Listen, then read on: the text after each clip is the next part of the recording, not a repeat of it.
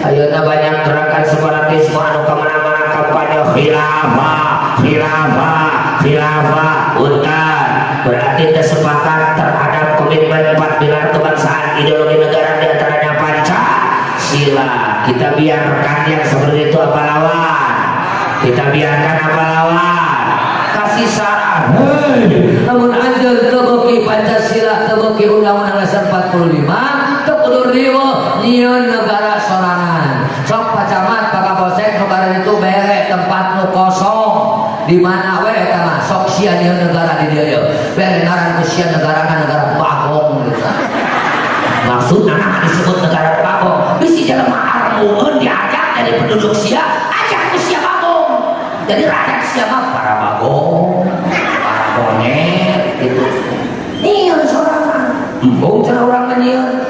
Atuh sia ka majedog Indonesia. Mau Pancasila mah tuh ke Afghanistan. Tuh kemana? Kamu cici Indonesia beuki suka tersuka tarima ideologi negara Pancasila. Siap.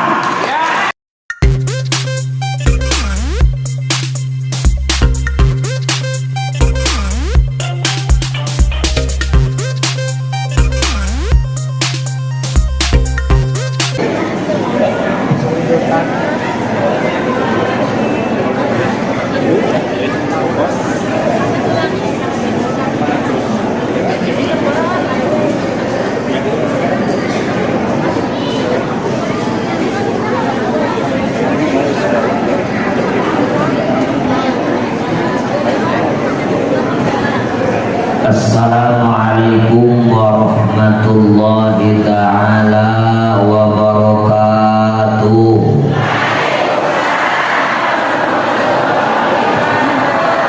Sampurasun. Alhamdulillahilladzi ahyal islam bi'ulumil ulama wa ahyal ummata binahdatil ulama. Wassalatu wassalamu ala sayyidina Muhammadin sayyidil atqiya wa ala alihi wa ashabihi wa man tabi'a hudahu khaira. Amma ba'du, qala Allah ta'ala fil Qur'anil Karim. A'udzu billahi minasy syaithanir rajim. Bismillahirrahmanirrahim. Kuntum khaira ummatin ukhrijat lin-nasi ta'muruna bil ma'rufi wa tanhauna 'anil munkar. Al-ayat.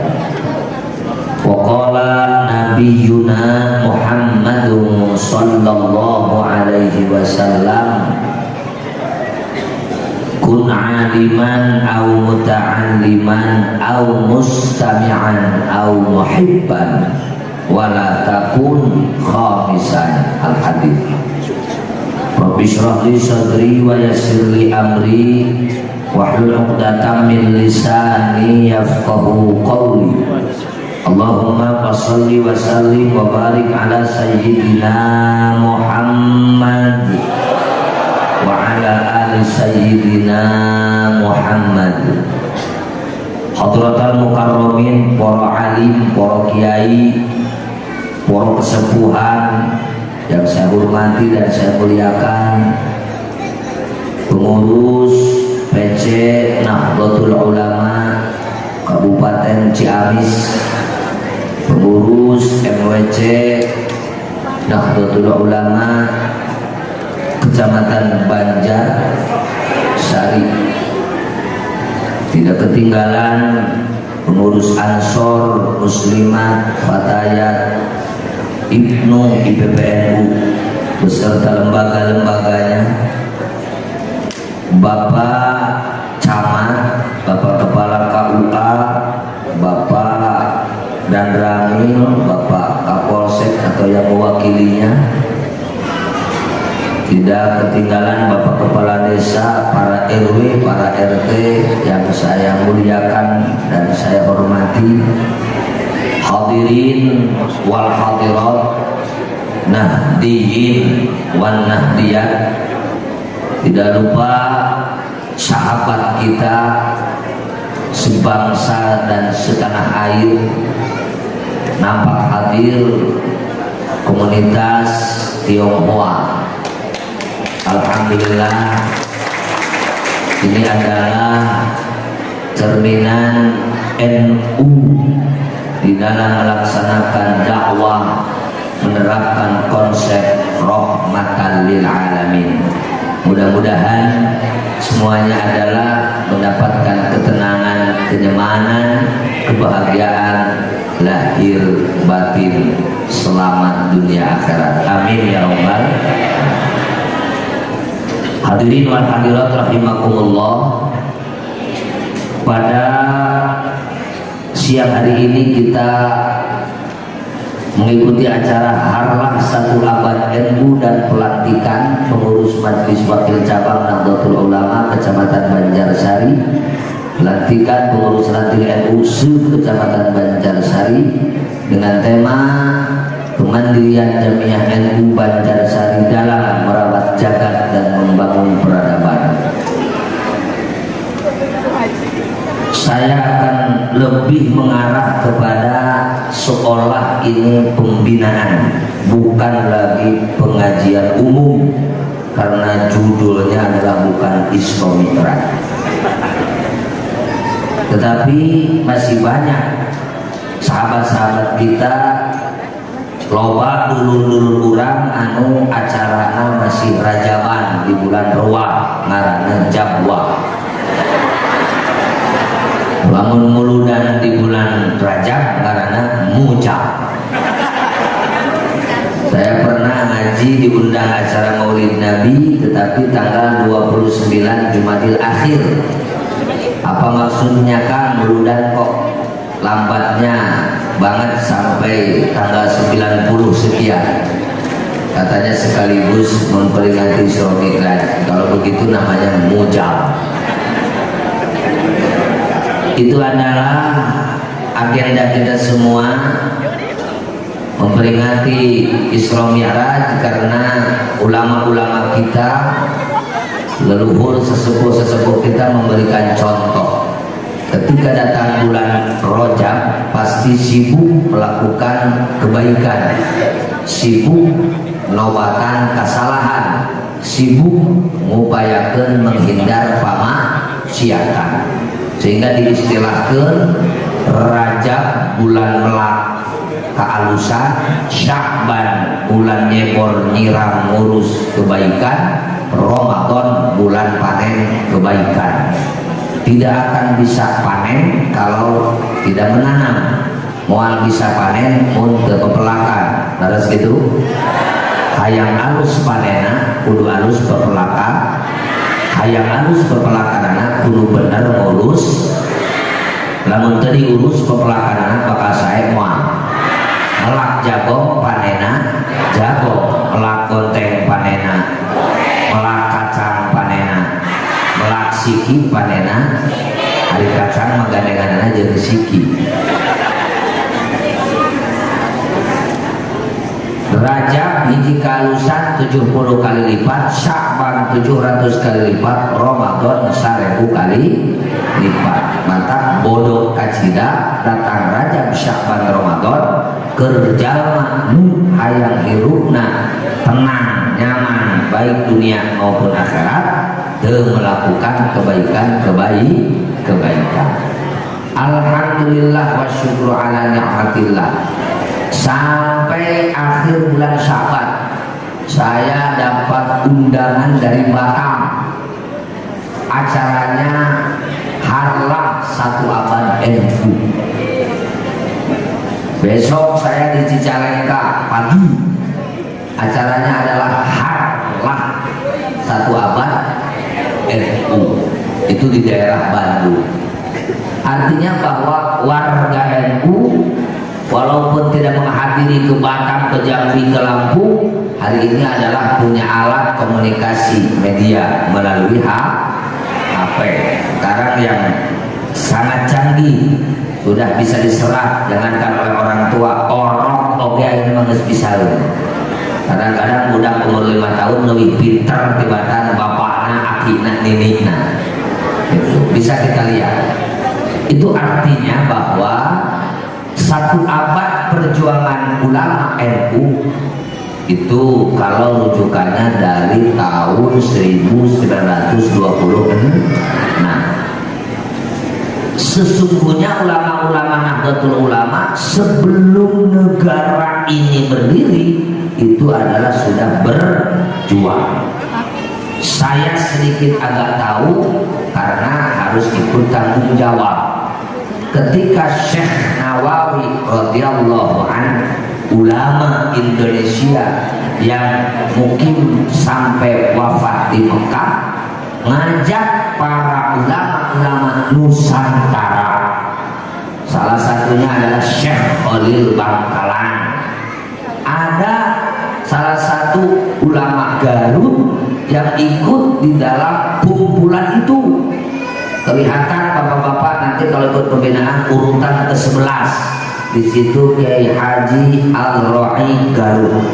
Kiai Haji Al-Ra'i itu adalah ayahnya Kiai Haji Muhammad Umar Basri. Kiai Haji Muhammad Umar Basri itu mendirikan pesantren di Garut namanya Fauzan. Usia sekarang 173 tahun. Kiai Haji Muhammad Umar Basri punya anak 5. Pertama Kiai Haji Muhammad Ishaq, yang kedua Kiai Haji Muhammad Wajihaddin, yang ketiga Kiai Haji Muhammad, yang keempat Hajjah Nimas Fatimah, yang kelima Hajjah Nimas Waliyah. Kiai Haji Muhammad punya anak 41, yang hidup 28, meninggal tinggal 25. Nomor 18 Ceng Mujib alias Aing.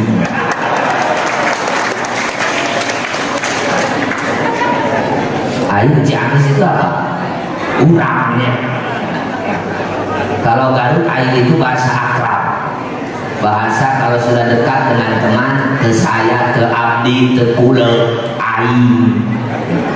Abdi sareng urang Ciamis terus ngaraos caket. Jadi kabuki abdi memang no amis-amis. Kebetulan dia urang Ciamis. Nah, jadi 100 tahun itu sejak berdiri Fauzan yang usia 173 tahun itu sejak kakek percis amalia, ubudiyah, akidah, tasawuf, urusan kenegaraan pun adalah seperti NU. Kiai Haji Muhammad Umar Basri berdiri Fauzan kakek itu satu liting sajajar ketika di Mekah dengan Hadratus Syekh Kiai Haji Hashim Asy'ari. Kalau ayahnya dengan Kiai Haji Khalil Madura Bangkalan beserta Kiai Haji Nawawi Banten. Cuman ya litingnya mungkin itu sudah dewasa, ini masih remaja, itu sudah tua, ini masih muda. Saur pun aki ngkema keur ngajalankeun agama, ngajalankeun negara teh kudu ngahiji kabeh. Ulah ukur urang, lamun teu ngahiji bahaya. Urang mah teu nyieun, engke ti wetan bakal aya nu bijil, anu mangawak wadah nu bakal sarua jeung urang. Eta teh panginten dawuhan punaki keur laku kana sekitar 40 tahun. Man ayeuna mah keur ngahadang, keur ngabenteng akidah warga urang, santri urang, jamaah urang, yang urang teh kudu nyieun. Ditafsirkeun kumpul tua rakana pun lanceuk, putra pun akil pangageumna, supaya pengikut ahli sunnah wal jamaah teu ditarik di bawah ku batur, maka urang kudu nyieun wadah. Lahirlah daf'us sial. Daf'us sial hartosna nolak sial. Maksud sial supaya aliran sesat dan menyesatkan mulai mengganggu ahli sunnah wal jamaah itu datang. Maka santri dan alumni terus dibina bergabung dengan daf'us sial. Tong gabung kanu sanes sabab didinya PDI terus bermunculan, PKI terus bermunculan, aliran-aliran lain sudah bermunculan. Anu saurpun waktu sarita ijtihadna ieu adalah bahaya. DI teh lain darul Islam tapi darul iblis. Lain dek merjuangkeun Islam tapi dek merjuangkeun besi beuteuh, dek merjuangkeun jabatan. Saurpun urang langsung ngobrol jeung pendirina. urang diangkat jadi menteri ngan urang teu daek sabab dirjen kedok agama tapi ujung-ujungna terkepentingan dunia. Maka untuk melawan itu pun gua ada meledak usia lama pun warga ayah lajeng pun bapak masih tak usia lama-lama torojol NU kagarut sumbingna ka pamengpeung telepon bapak jika iya cenah mendek ngajak urang bebarengan keur mempertahankeun akidah dan mempertahankeun NU can aya eta dan mempertahankeun ahli sunnah wal jamaah pun bapak waktu sarita tadi acara lahir NU terus kemana-mana pokoknya mah urang kudu mempertahankan ahli sunnah wal jamaah samodarna ulah keluar di akidah ahli sunnah wal jamaah tapi urang teh ieu teh can bisa hiji kabeh dan can boga wadah kitu marah maos kukulingan sumping ka Garut eta NU istikharah gabung tongna 7 tahun bisi salah sabab ngabadungan sauramana teh bakal dijil ti wetan nu bakal ngajak babarengan urang teu mempertahankeun ahli sunnah wal jamaah bener cenah ieu asana dijil di Jawa Timur ieu bener ieu pendirina cenah euy babaturan kana rerencangan bapak urang cenah baheula di Mekah aya catatanana kitu we terang istiqoroh oh nya yakin 100% iya anu bakal mempertahankan akidah ahli sunnah wal jamaah semenjak asup pun bapak kemana nyanyanak bedog ngaji karena panggung bawa bedog ke masyarakat nya hotel aing ngaji bawa bedog hiji isi aya orai macot sapat ku aing kadua isi aya jelema ngahina NU dek latar belakang we huluna ku aing bisa urusan jelema tersebut KNU tebeki KNU itu hak teu naik pemaksaan beberapa KNU ka Islam wae tidak boleh Islam tidak boleh memaksa orang lain harus masuk Islam itu agama manusiawi Islam itu adalah religion of reason Islam itu adalah agama damai Islam itu adalah agama santun Islam itu adalah agama yang selalu menciptakan suasana nyaman dengan siapapun, dengan agama apapun, dengan makhluk Allah siapapun. Jangankan dengan manusia, jeung hayam oge Islam kudu mawa damai, jeung monyet oge Islam kudu mawa damai. Artina lain kudu sasalaman jeung monyet, lamun kaliwat aya monyet, hayang cau bawa cau bikeun ka monyet. Jeung anjing sekalipun Islam harus menciptakan suasana damai, apalagi dengan sesama manusia.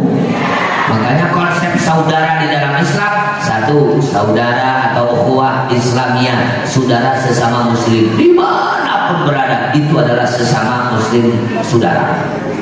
Yang kedua, ukhuwah wataniyah, saudara sebangsa dan setanah air. Apapun agama, apapun suku, apapun bahasa, apapun budaya, itu asal orang Indonesia itu adalah saudara. Yang ketiga, ukhuwah basyariyah, saudara sesama manusia, orang Jerman, orang Inggris, orang Sudan, orang Maroko, apalagi orang Australia, asal manusia itu adalah sesama manusia, saudara. Nah, dengan saudara baiknya kita saling jongkrokeun, saling tulungan. Jeung dulur silih bantu, silih ketok. Yang dulur silih dukung silih jegal. Ketika NU punya konsep ukhuwah seperti itu, alhamdulillah hari ini ada saudara kita dari Tionghoa menerima kehadiran kita, datang dengan undangan kita. Ini adalah bukti nyata bahwa NU menyebarluaskan konsep dakwah dengan konsep rahmatan lil alamin. Bisa dipahami? Sedikit saya menjelaskan tentang keberadaan pesantren saya karena yang tahu itu, yang lain saya takut salah. Artinya perjuangan ahli sunnah wal jamaah, perjuangan yang diperjuangkan itu bukan baru 100 tahun, tetapi real. Catatan organisasi NU lahir resminya tanggal 16 Rajab tahun 1744, maka satu abad NU 16 Rajab 1444. Kalau bulan Hijriah berarti jangkep satu abad alias 100. Makanya karena pesantren sudah sesuai dengan apa yang diamanatkan oleh leluhurnya terkait dengan akidah NU, kemudian NU, tasawuf NU, maka pesantren itu disebutnya NU kecil. Kalau NU disebutnya pesantren besar. Ukuran pesantren adalah menjadi N, karena yang mendirikan itu adalah ulama, maka otomatis adalah NU di dalamnya adalah orang-orang pesantren atau orang yang tidak ada di dalam pesantren tetapi dekat, ada komunikasi, ada jaringan, ada kekeluargaan, ada darah dengan orang-orang pesantren. Mudah-mudahan NU satu abad sudah berhasil menjadikan organisasi terbesar di Ciamis apa di dunia? NU terbesar di Ciamis apa di dunia? Di dunia. Bangga apa tidak? Kemarin kita mengadakan pusat harlah satu abad di Sidoarjo, Jawa Timur. Abdi mah ke Sidoarjo sebulan 2 kali. Ada apa cenah kiai di situ? Istri saya orang sana, Pak. Makanya kemarin saya nggak ke sana, terus ke aneh. Banyak yang tanya, Kiai Mujib ini NU bukan? Kok harlah NU nggak datang? Pak, saya mah tuh pencit yang beset, darah keluarnya hejo apa koneng gitu. Kebetulan saya nggak bisa datang sebab saya melihat tanggal 7, 8, 9 kalau bisa. Aduh, ini jadwal saya sampai 14 panggung yang akan saya tinggalkan. Ada yang dari Cianjur itu mulai undangnya 1 tahun. Setiap bulan Rejab undang nggak bisa saya penuhi, baru saya bisa penuhi itu. Nah, keberadaan kemarin di Sidoarjo kosong apa macet? Istri saya pada datang ke sana. Berangkatnya dari hari Minggu, pas hari Selasa nggak bisa nyampe rapat, macet di tol 2 jam. Akhirnya bisa nggak macet kalau pulang lagi ke sini. Ya, daripada nggak nyampe ke sana kemarin, udah aja ngambil pulang. Gitu. Jadi yang bisa nyampe ke lapangan itu jalan kaki. Kalau pakai mobil, bis nggak nyampe, saking banyaknya orang. Itu baru sekian persen. Bangga apa tidak? Tetapi di balik kebanggaan, karena di dalam harlah satu abad Nahdlatul Ulama, Raisnya Nahdlatul Ulama, kemudian ketua Tanziliyah, ketua umum Nahdlatul Ulama, sebelum kegiatan mengadakan acara seminar yang isinya adalah menegaskan dan mengukuhkan NU terkait kebangsaan tidak boleh untuk menggeser sedikit pun, bertahap dalam konteks mempertahankan 4 pilar kebangsaan. 1. Undang-Undang Dasar 45, 2. Pancasila, 3. Bhinneka Tunggal Ika, 4. Bingkaian Negara Kesatuan Republik Indonesia yang sering oleh orang NU disebut NKRI harga mati. Jangan coba-coba dengan perkataan NKRI harga mati. Kalau ada yang sampai mempermainkan kamu itu adalah pemalas, itu yang ngarang kata-kata NKRI harga mati itu bukan orang sembarangan, itu penasehatnya ulama-ulama NU. Siapa itu? Mbah Lim. Itu Gus Dur apa-apa kalau ada keperluan selalu sowan kepada beliau, walaupun bukan pengurus NU. Kiai Haji Muslim Rifai atau disebut Mbah Lim Klaten itu mesti datang. Dia pesantrennya saja sampai dikasih nama Pancasila Jaya. Pancasila Jaya. NKRI harga itu wali. Tantangan bagi kita semua selesai harlah istilahnya satu abad, muncul menyebar di media massa. Saya heran terhadap NU yang begitu besar pengikutnya dan ulama di dalamnya.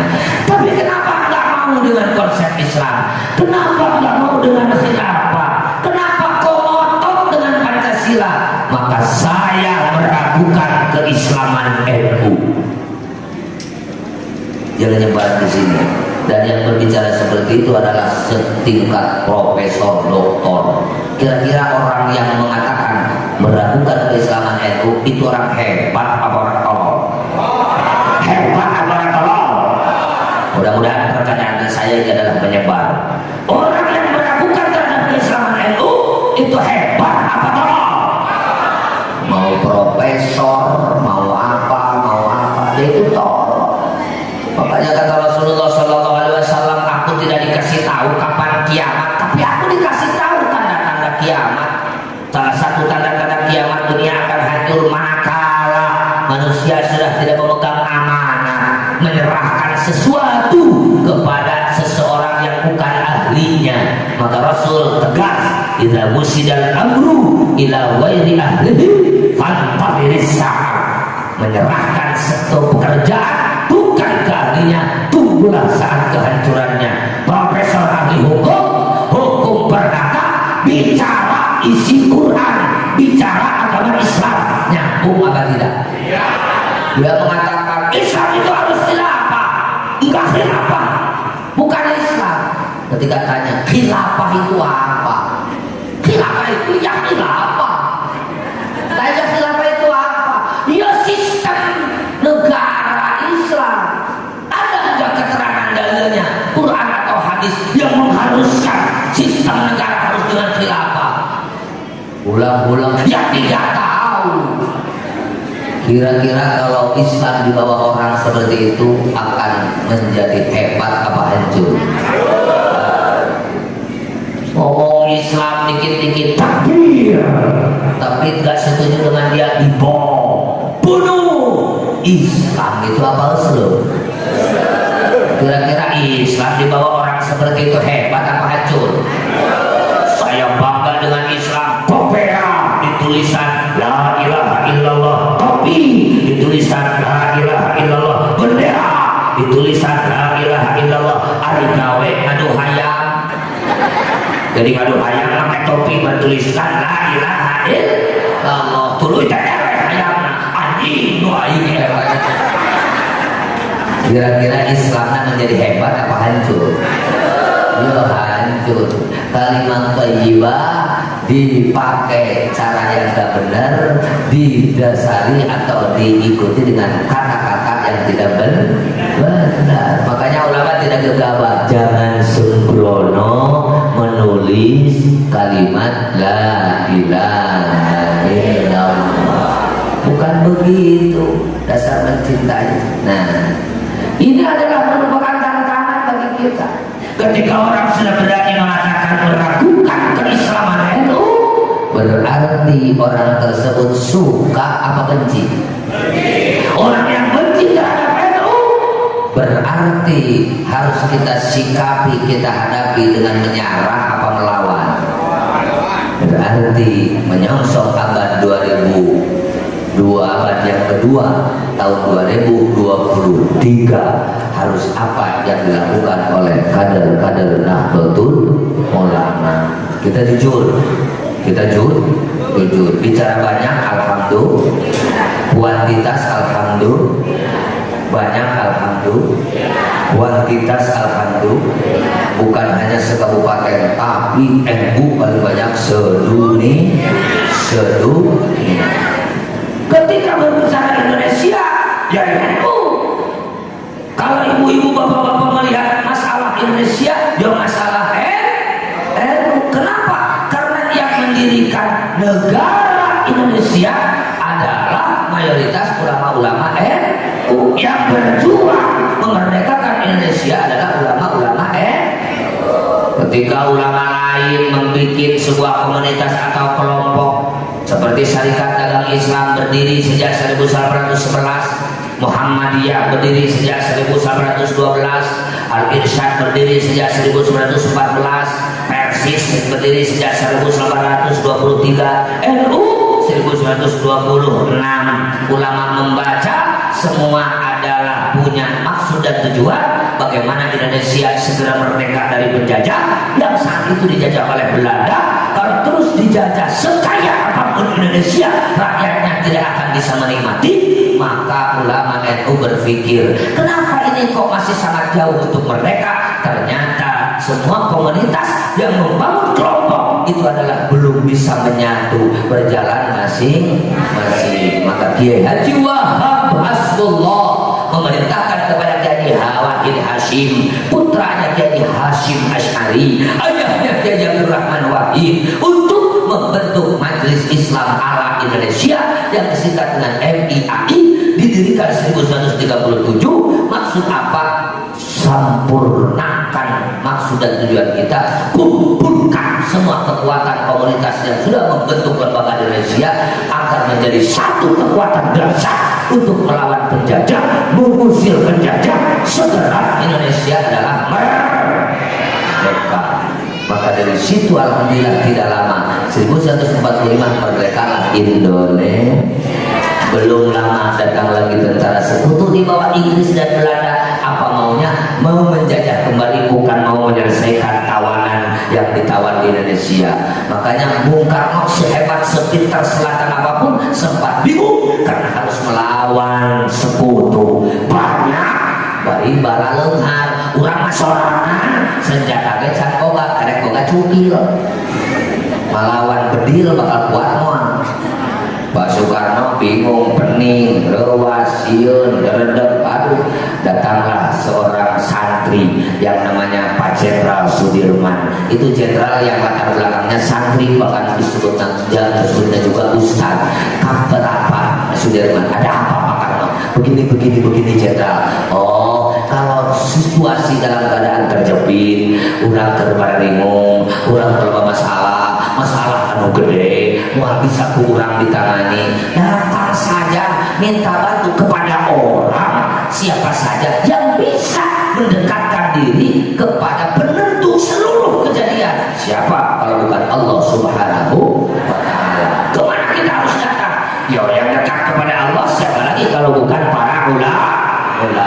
Saat itu yang nampak sekali eksis memperjuangkan agama dan negara adalah Hadratus Syekh Kiai Hasyim Asy'ari. Datanglah kepada Kiai Hasyim Asy'ari. Mbah Hasyim, ternyata penjajah datang lagi, bahkan hari ini rombongannya lebih banyak. Harus apa yang harus kita lakukan? Sementara kita belum punya kekuatan, rakyat kita masih banyak ketakutan. Apa yang harus dilakukan?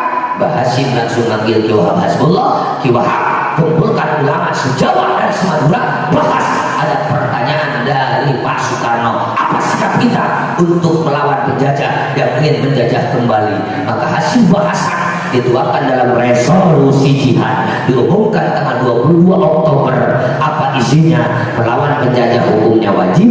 Kalau ada orang Indonesia belok mendukung penjajah, itu adalah harus dihukum mati. Salah satu bahasan. Dan bila rakyat Indonesia Muslim mati membela negara, jangan takut, jangan khawatir, jangan prihatin. Matimu adalah mati syahid. Mati apa?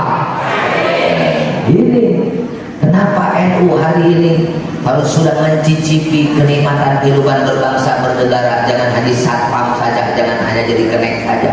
Karena dengan resolusi jihad itu muncul energi dasar. Orang anu tadi geus ngelok, geus sieun, geus leuleus, geus ngalempreh, geus ngayok-yok, geus kakal kaki, geus kakal kemendut.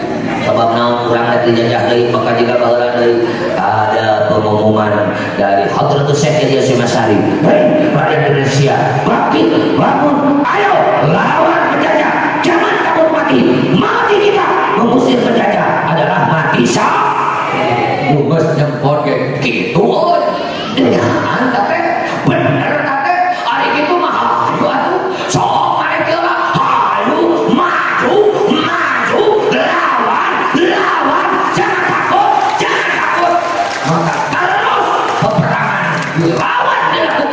puncak tanggal 10 November, walaupun 20.000 santri kiai yang meninggal tetap dimenangkan oleh Indonesia. Coba ulama ada kerjanya untuk negara atau tidak ada? Kecil apa besar? Kalau tidak ada Kiai Haji Hasyim Asy'ari secara dunia beserta ulama-ulama yang lain yang memberikan energi kuat untuk melakukan perlawanan terhadap penjajah, paling keadaan kita adalah menyerah, karena tidak mungkin melawan tentara sekutu. Alhamdulillah. Itu modalnya mahal apa murah? Mahal apa murah? Modal mempertahankan kemerdekaan nyawa apa bala-bala?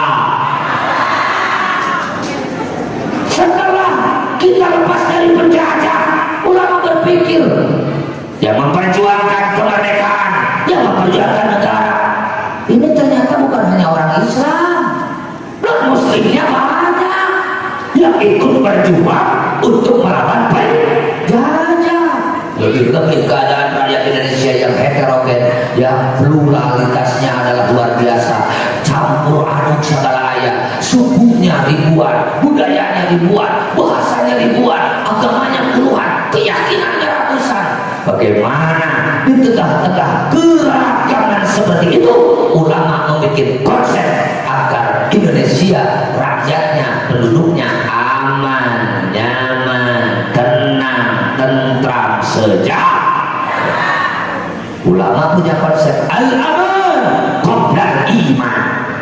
Keamanan itu harus diperjuangkan sebelum adalah iman. Iman kalau sudah aman pasti kuat.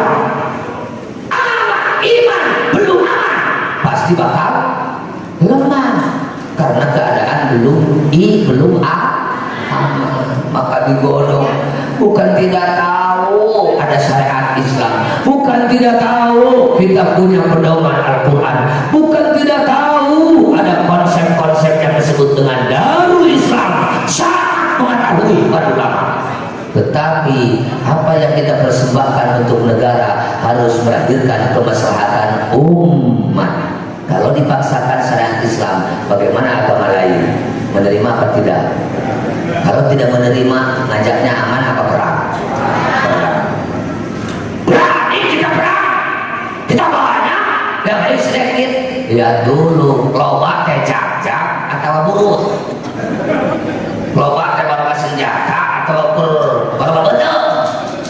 Batur 10 tapi bukan senjata, orang 1000 coba karena naon perang. Kira-kira lo bakal tidak no seler no saudi nolong. Tidak bisa begitu saja. Ulama lebih paham Islam itu adalah seperti apa. Baginda Rasulullah SAW adalah yang merupakan manifestasi daripada Al-Quran. Bagaimana kiprahnya Rasul dilahirkan di Mekah, bagaimana keadaan Mekah, Rasul pindah hijrah ke Madinah, bagaimana keadaan Madinah saat itu dengan non muslim, bagaimana langkah Rasul, resep Rasul, strategi Rasul, dakwahnya seperti apa. Itu semua yang disebut sirah nabawiyah oleh para ulama itu adalah dikaji. Maka hasil kajian, alhamdulillah wa syukru ala ni'matillah, ternyata nampak sekali Islam betul-betul agama yang menyejukkan, rahmatan lil alamin. Maka untuk menjadikan semua memiliki tanggung jawab moral terhadap negara yang didirikan kita bersama, maka harus ada satu pengikat, ada aturan main kehidupan berbangsa dan bernegara. Bentuknya ditentukan dulu. Kita ribuan pulau, ribuan suku, sudah ikat dengan negara Kesatuan Republik Indonesia. Beda agama supaya tidak ribut, beda suku supaya tidak rame. Maka dibentuk ideologi negara, lahirlah Pancasila. Semua agama ternyata Tuhannya satu. Mau Hindu, mau Buddha, mau Kristen, mau Konghucu, semua Tuhannya adalah Allah Subhanahu. Sang pencipta adalah Allah Subhanahu. Maka dalam ideologi negara, kehidupan berbangsa, Pancasila yang pertama ketuhanan yang maha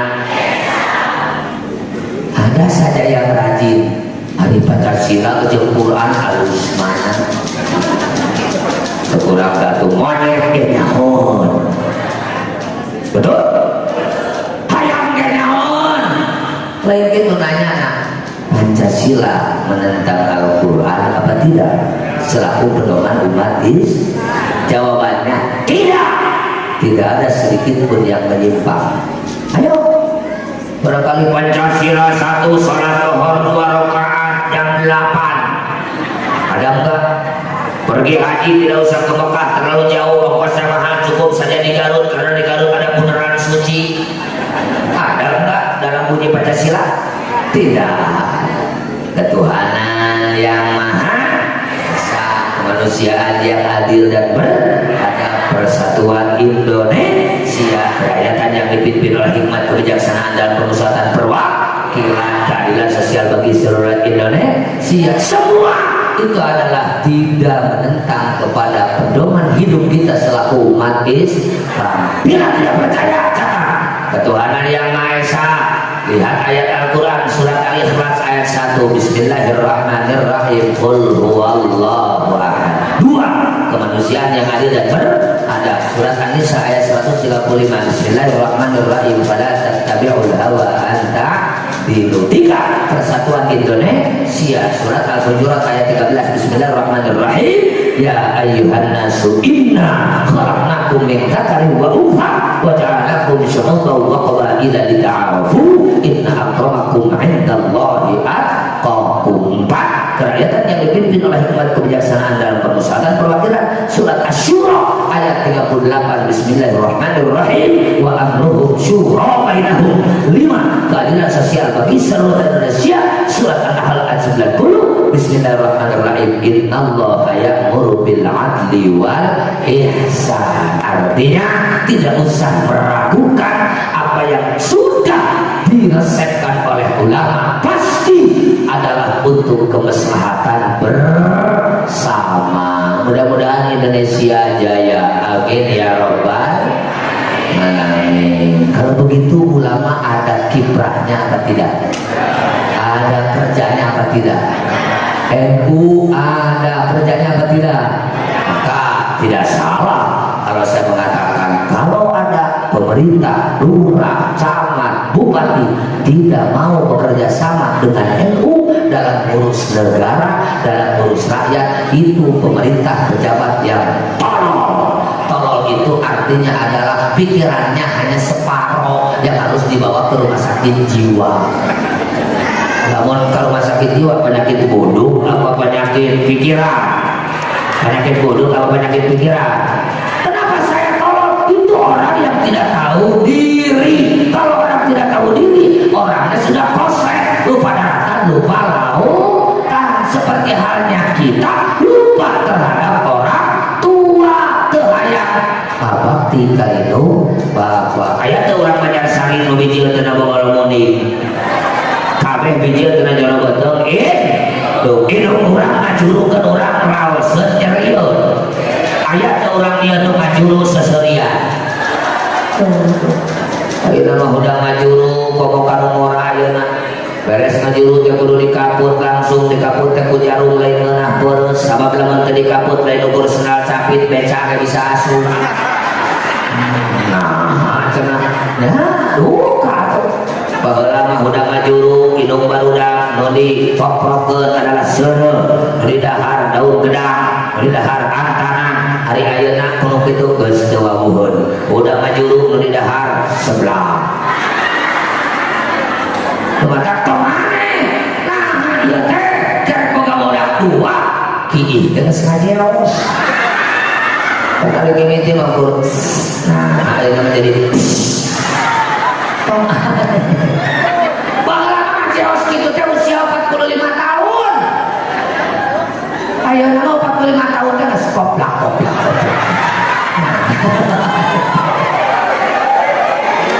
Halo ibu, halo. Teu kudu minder, teu kudu leutik hate. Ieu kiih jadi ngajeos. Kumaha lamun salaki jadi cobogoheun? Teu kudu. Da lalaki ge beuki dia lain beuki heuras, tapi beuki atlet meunah.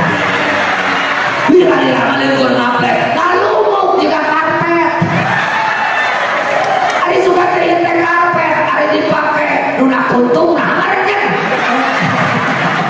cireng ke si abah geus nampak. Itu mah faktor pengaruh makanan. Mata waspada, hati-hati makanan asal jangan dimakan. Kembali deui, orang yang tidak tahu diri itu sama dengan orang gila. Orang tidak tahu diri tidak akan tahu siapa Tuhannya. Orang yang tahu siapa dirinya makanya usaha pangeran. Nah, man arafa rabbahu, man arafa nafsahu arafa rabbahu. Saja manunya hok dirina makanya hok pangeranana. Lamun jalma geus nyaho pangeranana bakal hayang deukeut jeung pangeranana. Lamun jalma hayang deukeut jeung pangeranana bakal hayang jadi kakasih pangeranana. Lamun jalma geus hayang jadi kakasih pangeranana maka eta jalma bakal dibere tilu keistimewaan. Hiji, wajhuhu ma'an buka, wajahna loba ceurik sabab era kudu nyieun urang. Allah paparin soca nikmat, Allah paparin bibir nikmat, Allah paparin ceuli nikmat, tapi urang can bisa syukuran sabab saur Allah tah mata ke ibadah, tah ceuli ke ibadah, tah bibir ke ibadah, tah kabeh anggota badan ke ibadah, tapi nyatana urang memang osok mata dipakai dengan ayat-ayat Allah, osok bibir dipakai ucapkan kalimat thayyibah, tapi kadang-kadang mata sok dipakai ningali awewe haram nu bual ge. Benar kan? Kang lamun aya bujur demron pada mata beureuta. Abdi lamun aya nu hajat aya gendang dutan sok keheul rujit amak-amakan. Siap. Kayak kena kieu kunaon teh. Oh, aing bingung di dalam dorang hati di dalam mempengaruhi. Mana cenah kiai teh ngerasakeun temannya, kiai jelema deui jodoh. Oh, kiai teh keur gelo, banyak gelo. Kadang-kadang nyarek ka batur tapi aing itu mah meletet. Benar kan? Bibir sok dipakai mengucapkan kalimat thayyibah tapi kadang-kadang sok dipakai ngagosip ngomongkeun kegorengan bang. Ayah ini udah menjadi sehari anu sok ngagosip ayah. Mana ke mana? Orang aku gitu. Jadi kesimpulannya benar osok salah, osok haji, osok sholat, osok ngomongkeun batur, osok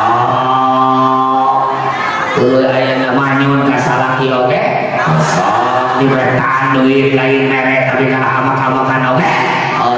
Jadi kesimpulan segala osok kan nu gero kan apa sengaja yang nyebutkan nu gero kan anu segala osok hartina sulang seling ada nu sulang seling saker gero. Jadi lamun mau disebutkan gero kudu lempeng terus ulah selang seling dina salah. Paham Ibu? Maaf sekali lagi kalau saya dibilang offset, pemerintah siap bekerja sama dengan NU, itu adalah karena pemerintah anu tolol karena tidak tahu diri, tidak tahu sejarah, tidak tahu keluh kesah perjuangan NU untuk kepentingan bangsa dan negara. Maka saya berani katakan masalah Indonesia adalah masalah NU. Artinya orang NU ketika Indonesia bermasalah tong ajaran. Ayeuna banyak gerakan separatisme anu kemana-mana kampanye khilafah untan berarti tersepakat terhadap komitmen 4 pilar kebangsaan ideologi negara diantaranya Pancasila. Kita biarkan yang seperti itu apa lawan? Kita biarkan apa lawan? Kasih saran. Namun anjir tebeki Pancasila, tebeki Undang-Undang Dasar 45, tekudur riwo nyieun negara sorangan. Sok pacamat pakapolsek negara itu bere tempat nu kosong. Di mana we eta sok sia nyieun negara di dieu. Bere ngaran sia negara bagong gitu. Maksudna disebut negara bagong. Bisi jelema armueun diajak dari penduduk sia, ajak ku sia bagong. Jadi rakyat sia mah para bagong. Monyet gitu nyieun sorangan embung cara orang nyieun Asia apa jedog Indonesia mau Pancasila tuh ke Afghanistan tuh kemana lamun suci Indonesia beki suka tersuka tarima idola negara Pancasila. Siap. Saya tanya ibu-ibu, bapak-bapak, kalau saya tanya siapa kita, ibu bapak jangan NU tapi kader NU. Siapa kita? Kader NU. Kalau saya bilang kader NU, satu jawabnya bersatu. Kader NU bangkit. Kader NU kuat. Kader NU kuat. Indonesia hebat. Siap?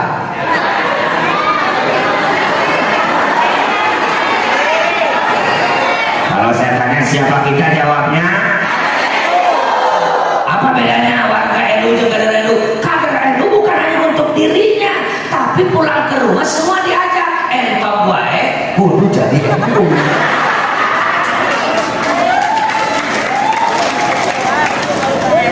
kata sahabat kita, saudara kita di Tionghoa, Pak, saya boleh jadi warga NU? Ya boleh. Sekarang datang ke sini kenal lama-kelamaan, kan nanti bisa jadi kader NU. Betul? jadi warga NU siap. Nah, maksudnya apa? Ayam ke guru jadi domba jadi kucing jadi Macam atuh kiai kampanye NU ka ucing mereka hidup NU meong. Kali hidup NU Logikana kieu logikana hayang wae ajak ka NU, ucing wae ajak ka NU. Homo anak sia, homo inanu sia, homo santri sia, homo jamaah sia, kabeh ajak ka NU. Yang mah bapana jadi pejuang Nahdlatul, tulen jadi Wahabi nyaman moal. Jeung bapana tanggal 15 Nisfu Sya'ban baginda Rasul didatangkan ke malaikat Jibril. Itu hadis riwayat Abi Hurairah. Abi Hurairah teh adalah perawi hadis paling banyak. Malaikat Jibril datang kepada aku. Kata malaikat Jibril, Muhammad hudang, Muhammad sholat, Muhammad angkat sirah jeung leungeun, madoa angkat ka langit. Aya naon Jibril? Muhammad penting ieu teh dibuka 300 pintu rahmat jeung dibuka ampunan ti Allah Subhanahu wa taala. Malaman 15 cek itu naon habis usapan Allah titipuna.